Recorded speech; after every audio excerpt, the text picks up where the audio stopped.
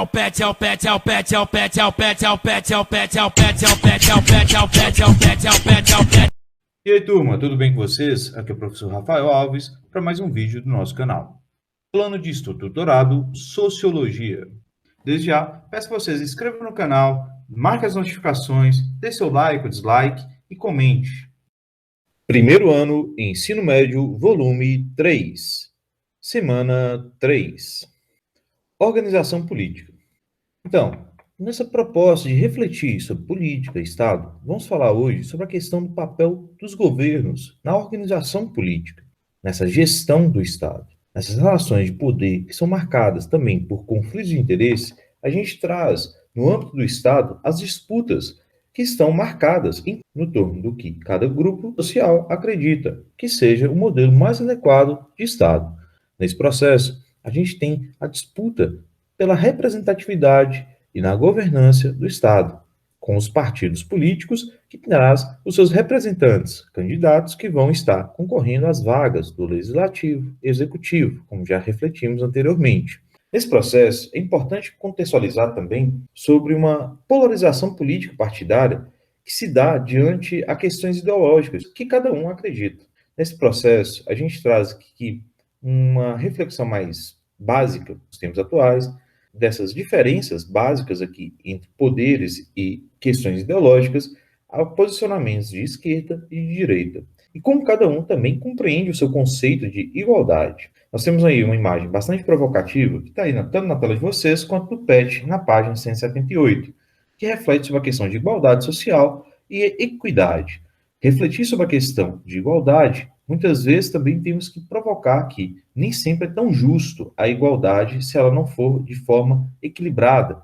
Nessa situação, a gente vai, por exemplo, provocar que, mesmo trazendo na Constituição que todos nós somos iguais, mas nós temos nossas diferenças, nossas particularidades. E nessa questão, é importante também que, como justiça, entra no sentido de equidade, que as coisas sejam equilibradas, que os acessos sejam mais justos para cada realidade, para cada diferença. Mas, para nosso provocativo aqui, a gente traz essa ideia da igualdade na reflexão entre direita e esquerda, nesses posicionamentos ideológicos partidários. Quando falamos da direita, por exemplo, trabalhamos aqui com o princípio da igualdade formal, de tal forma que os indivíduos serão avaliados pela sua diferença de desempenho, isso por seu mérito em questão. Já a esquerda trabalha com o princípio de igualdade substancial, ou seja, trata as diferenças de forma diferente para que se tornem iguais em direitos. Essa leitura aqui é muito importante para a gente também provocar reflexões mais profundas. E nessa proposta, então, a gente traz essa visão de mundo que, até mesmo um projeto de Estado, não há problemas que cada indivíduo se posicione de várias formas, propondo um modelo político-econômico de organização da sociedade, colocando aqui uma reflexão, inclusive, da democracia. Por isso que aqui no Brasil há uma grande diversidade de partidos políticos, divididos entre esquerda e direita. Mas é muito importante colocarmos aqui que essa divisão ela é muito mais simbólica e didática para a gente refletir, porque muitas vezes esses segmentos aqui se interligam um com o outro. E até mesmo grupos que estariam mais à esquerda nos posicionamentos políticos, por exemplo, tem divergências entre eles, como também grupos que estão mais à direita também têm suas divergências. E muitas vezes um determinado grupo político partidário desse lado da direita se junta com o lado da esquerda também em posicionamentos políticos. Isso é muito comum acontecer, principalmente num país que tem uma grande diversidade e que tem aí reflexões também profundas. Faz parte também de uma característica importante da democracia, esse diálogo das oposições. Então, nessa leitura, a gente vai trazer esse reconhecimento diante dessa diversidade de visões de mundo, onde devemos reconhecer que muitos têm práticas excludentes e discriminatórias também. Para essa leitura e reflexão, inclusive, a gente traz um pequeno esquema aí na página 179, onde colocamos aí posicionamentos da extrema esquerda à extrema direita, colocando nessa proposta também refletir as posições de centro, que estão aí também em uma diversidade presente. Nessa questão, quando a gente coloca principalmente a extrema esquerda e a esquerda, entramos aí em economias ligadas a políticas socialistas. Já do centro-esquerda à extrema-direita, entramos em economias capitalistas. Mas é importante também lembrarmos aqui que essas extremidades tendem a ter posicionamentos muito radicais, seja da esquerda ou seja da direita. Então, vocês vão observando na tabela algumas dessas características aí presentes. Colocando, por exemplo, na extrema esquerda, movimentos que são ligados a uma ideia de políticas igualitárias, mas ao mesmo tempo autoritárias. Diferente, por exemplo, já de outras linhas da esquerda que vão ter aí a liberdade como um fator desses movimentos de igualdade social. Já na extrema-direita, também tem características muito parecidas, porque quando falamos da questão da extrema-direita, trazemos movimentos antiliberais e anti-igualitários. E nesse processo, a gente vai ter uma mudança quando falamos de outros grupos da direita mais moderadas, colocando aí que traz movimentos mais liberais e de igualdades para as leis. Nesse processo aqui, nós temos uma linguagem mais ampla em questão para a gente observar. Numa observação aqui também desses dados, a gente colocamos aqui mais questionamentos mais políticos. Particularmente, eu traria uma leitura um pouco mais diferente aí do material do PED, mas é importante a gente colocarmos aí essas linhas aí em questão. Pensar, por exemplo, que nesse posicionamento mais radicais, seja da extrema direita ou da extrema esquerda, nós vamos ter posicionamentos muito autoritários, são moderados ao processo onde a esquerda e a direita têm os seus diálogos maiores. É um passo maior da democracia, desse debate, desse diálogo, em que envolve políticas mais liberais, colocando aqui no posicionamento mais à direita, e políticas mais uma visão progressista, como a questão da esquerda traz essa leitura. Para essa proposta e para essa leitura, inclusive, nós vamos fazer um pequeno exercício aí para a gente refletir a questão dos partidos políticos que existem no Brasil e a partir também de aspectos políticos que se encontram, né, nessa leitura aqui sobre posicionamentos que partem da extrema esquerda, da centro-esquerda, e colocando aí as visões dos partidos de centro-direita, direita e da extrema-direita. Nessa leitura, vocês, né, vão fazer esse exercício, não é obrigatório, mas é uma forma também para vocês também conhecer um pouco mais sobre a nossa política nacional, sobre os partidos políticos. É um ponto importante na formação cidadã de vocês, que logo, né, daqui a um tempo, vocês estarão sendo aí pessoas importantes na escolha de representantes, né, com direito ao voto. Então, nessa proposta, é importante também sabermos a leitura dos partidos, mesmo sabendo que muitas vezes os ideais por trás desses partidos nem sempre são seguidos de fato por seus representantes. Mas como falamos aí de partidos da esquerda no Brasil, nós temos vários partidos simbólicos nessa leitura da esquerda. Alguns no posicionamento de centro-esquerda, como historicamente nós temos a figura do PT no Brasil, partidos que vão estar ligados mais à esquerda, essa esquerda ainda mais moderada, como, por exemplo, o PCdoB, como, por exemplo, partidos como o PSOL, que vão estar nessa leitura mais moderada da esquerda. E nós temos partidos mais extremistas no posicionamento da extrema esquerda, apesar que vamos colocar sempre a interrogação. Eles não conseguem, de fato, serem diretamente ligados a esse posicionamento mais autoritário, mas eles têm uma ligação maior, como, por exemplo, com o partido PCO. Já no campo da direita, nós temos também vários partidos simbólicos no Brasil, como, por exemplo, historicamente, né, um símbolo e muito da direita nacional na período democrático foi o PSDB, como também o PMDB, que historicamente eles sempre foram um partido mais ali de centro-direita. E nós temos aí figuras que vão estar mais no campo da direita, também partidos mais históricos, como, por exemplo, o DEM. E hoje, talvez, a gente teve, né, um período agora maior aqui no Brasil, um partido mais ligado a um posicionamento mais à extrema-direita, como o PSL, mas podemos citar propostas, né, de hoje partidos aí que estão sendo pensados aqui no Brasil com essa extrema-direita, mas a gente tem que ter uma leitura bastante crítica a esses partidos em questão. Então a gente percebe aqui no Brasil que os partidos eles estão mais ali ligados a um posicionamento mais do centro, seja da esquerda ou da direita, do que, de fato, um posicionamento mais radical. Apesar que, quando a gente trouxe, né, uma reflexão maior sobre a polarização política no Brasil recente, esses extremismos começaram a ter características maiores, ou pelo menos membros, né, de partidos políticos começaram a ter reflexões maiores nesse extremismo para a gente analisar. Mas nessa proposta aqui, a gente vai também trazer, na página 179, uma leitura sobre essa formação histórica do Estado moderno. Né? Fatores econômicos, fatores políticos, fatores da sociedade.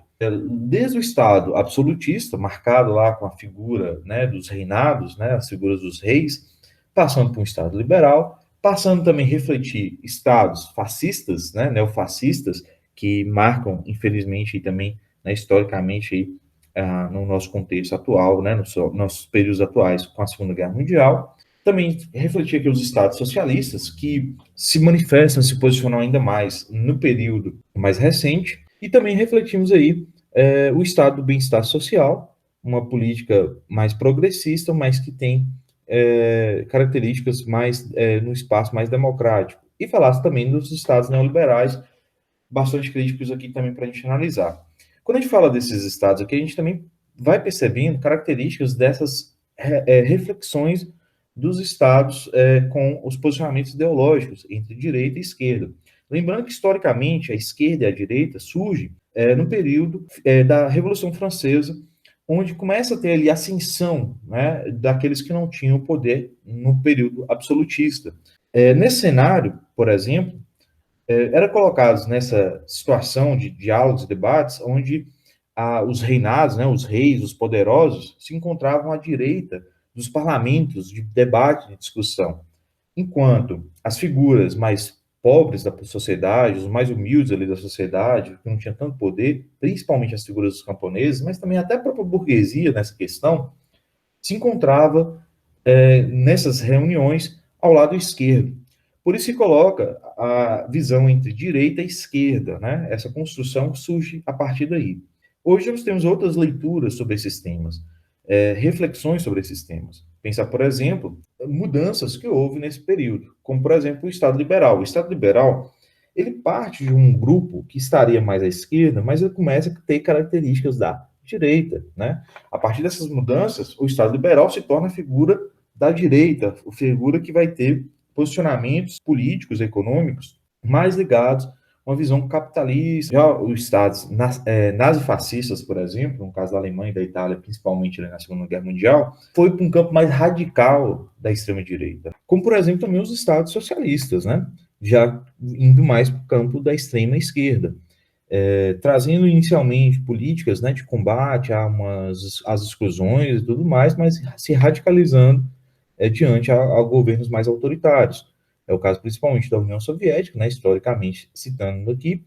Nesse processo também, a gente vai perceber e estratégias mais equilibradas, né, que colocaria nesse posicionamento de centro, tanto da esquerda quanto da direita, como, por exemplo, as políticas do Estado de bem-estar social, que marcam aí políticas keynesianas, outros momentos a gente vai fazer reflexões maiores sobre esse assunto, que traz uma ideia de equilíbrio, né, com políticas ligadas às visões liberais, né, capitalistas, mas ao mesmo tempo políticas sociais ligadas às políticas aí, socialistas. Já o Estado neoliberal, a gente vai trazer aí hoje uma leitura bastante ampla que traz características de um posicionamento de direita e, em alguns momentos, flertando também com a extrema-direita, colocando posicionamentos mais radicais economicamente.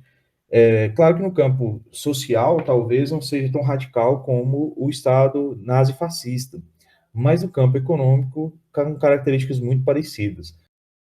Peço a vocês, inclusive, que leiam aí o esquema, né, colocado aí para vocês na página 179, para que vocês também aprofundem ainda mais essa discussão. Atividades. Enem 2014.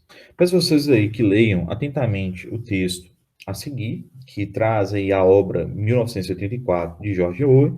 Nessa provocativa, a gente vai trazer aqui, então, a nosso questionamento. Na referida obra ficcional, o autor critica regimes existentes ao longo do século XX. Então, nós vamos aqui trazer períodos marcados aí com as políticas nazifascistas. No período da Segunda Guerra Mundial, vamos refletir também períodos marcados com a Guerra Fria entre socialistas e capitalistas, né, União Soviética e Estados Unidos, refletindo aí, a nossa proposta é o mecanismo de dominação social utilizada pela instituição descrita no texto promoveria. Nós temos aqui um posicionamento importante e uma leitura que a gente tem que trazer com amplitude até maior, e vocês vão fazer essas reflexões, inclusive, com os temas, né, que vocês já trabalharam no tema da história, né, no ano, por exemplo, quando falamos da Guerra Fria, quando falamos na Segunda Guerra Mundial, por exemplo, né, enquanto professores trabalhamos com esses temas, vocês vão refletir aqui, diante esse mecanismo aqui de dominação, uma prática que vai trazer uma mudança, uma percepção de mudança, uma reelaboração, inclusive, aqui em questão, da memória dos indivíduos. Uma leitura que vai mudar a concepção a partir de posicionamentos, né, desses governos, desses grupos de dominação social, vai colocar aqui como mecanismo aqui essa mudança da percepção justamente para manobrear melhor a população. Entramos aqui em uma reflexão bastante crítica aí desses governos mais extremistas, por exemplo, né, seja de posicionamentos da extrema-direita ou da extrema-esquerda. Questão 2. Enem 2014. Peço a vocês que leiam atentamente a obra de Nobre para a gente provocar a proposta da questão. Então, aqui a gente já tem uma provocativa bastante interessante na própria referência, há uma construção dessa proposta, né, de reflexão do tema já, né, que a gente vai deparar. Então, a pergunta é: as características do sistema político brasileiro, ressaltado no texto, obtêm sua legitimidade da... Nós temos aqui uma leitura que entra nessa discussão, né, da esquerda, da direita, no contexto da sociedade brasileira, e a gente vai falando aqui nessa questão que é construída, né, diante de uma sustentação ideológica, que vai estar num processo para a gente fazer leituras diante a temas como uma reflexão das desigualdades, né, existentes aqui em questão. Então, nós temos uma provocativa dentro do texto que vai nos refletir sobre a questão da ideia, né, construída entre direita e esquerda, ao mesmo tempo que se colocando em posicionamentos de oposição, mas ao mesmo tempo se colocando em situações que vão trazer partilhamentos uma com a outra. Então, nós temos aí uma leitura que vai nos provocar um pouco mais ainda essa reflexão que a gente já debateu anteriormente. Questão 3, Enem 2017. Nós temos, então, uma leitura aí de Ubinati, e aí vamos para a nossa pergunta. Esse papel exercido pelo meio de comunicação favorece uma transformação democrática em função do ou da. Então, nós vamos fazer uma reflexão aqui dessa representação de uma sociedade democrática, e nesse processo, trazendo essa transformação democrática e sua função, a gente vai perceber aqui uma necessidade de um fortalecimento da participação popular, ou seja, a participação de nós na construção dessa política, né, em questão. Então, um texto que vai nos provocar nesse sentido, né? Para termos uma democracia de fato, a participação popular é fundamental, né? Então, colocando aqui esse fortalecimento, né, dessa questão. Questão 4, Enem 2018. Considerando o funcionamento do regime democrático, o episódio retratado na imagem está associado ou associado a... Então, nós temos aí uma imagem marcada aí com o impeachment do presidente Collor, na década de 90, uma manifestação, né, que foi considerada aí, né, uma manifestação do grupo, né, do movimento, de vários movimentos, né, chamados e considerados aqui os caras pintados, né, pelo ato de pintar o rosto em verde e amarelo para essas manifestações.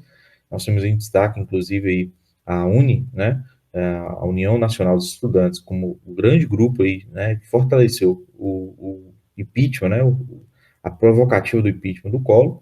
E aqui nós vamos, então, trazer, dentro dessa participação, a questão de legitimar, né, essa mobilização popular, essa participação, essa manifestação do povo em relação a uma indignação colocada aqui diante a vários problemas que o país passava naquele início ali de democracia e vendo que o presidente não corresponderia, de fato, né, à luta e os interesses da população.